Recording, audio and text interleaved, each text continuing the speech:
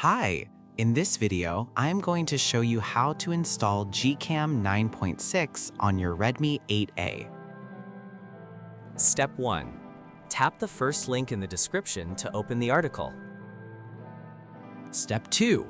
Scroll to the download section and download the GCam APK file. Step 3. Follow the How to Install guide for step-by-step instructions. A video guide is also available. That's it! Don't forget to visit the article for complete instruction in APK file.